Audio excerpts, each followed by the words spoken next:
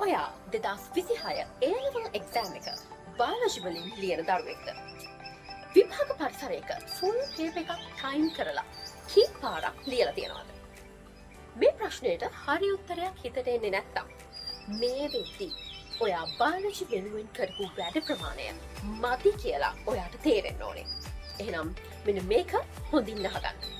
මගේ 2026 biology model paper class එකේදී එක සතියකට පැය 5ක full paper එකක් බැගින් ලියන්න ඔයගොල්ලන්ට අවස්ථාව ලැබෙනවා. හැම සතියකම සඳුදා දිනයේදී පැය 5 full paper එක අපේ දරුවන්ට ලැබෙනවා. ඒ සතිය ඇතුළත පැය 5ක් අරගෙන paper එක ලියලා සෙනසුරාදා හවස 5 වෙද්දී submit කරන්න ඕනේ. ඒ paper එකේ හරි වැරදි බලලා ලකුණු ප්‍රමාණය ලබා දෙනවා.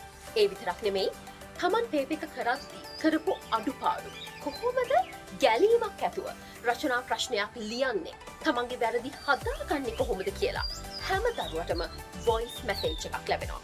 ඒ කියන්නේ අපේ පන්තියේ හැම දරුවෙක්ටම individual attention එකක් මගෙන් ලැබෙනවා. සතියෙන් සතිය ඔයාලගේ ලකුණු වැඩි වෙන ආකාරය ඔයාලගේ ප්‍රගතිය ඔයගොල්ලන්ටම බලා ගන්න පුළුවන්.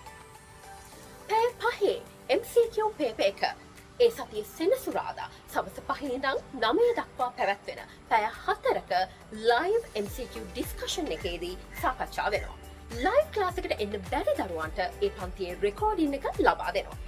දෙවැනි ප්‍රශ්න පත්‍රය සම්පූර්ණයෙන් පිළිවෙලකට ඩිස්කස් කරලා මම හදපු වීඩියෝ එක ඒ සතියේ අන්තිමට දරුවන්ට ලබා දෙනවා. මගේ 2021 2022 2023 24 අවුරුදුවල දරුවෝ model paper class එකේදී මෙන්න මේ වැඩ පිළිවෙලට අනුව වැඩ කළා තමයි දැන් බහුතරයක් medical faculties වල ඉන්නේ. dental faculty, science faculty, agriculture, molecular biology මෙන්න මේ degrees විශ්වවිද්‍යාලවල අධ්‍යාපනය ලබන්නේ biology වෙනුවෙන් මේ විදිහට වැඩ කරපු නිසා. අපේ දරුවෝ පන්තිය ගැන කියපු අදහස් පහළ වීඩියෝස් වලින් බලා ගන්න පුළුවන්. එහෙනම් 2026 A-level විභාගයේ උපරිම ප්‍රතිඵලයකට යන්න එන්න අපේ 2026 biology module paper class එකේ වැඩ පිළිවෙලත් එක්ක එකතු වෙන්න.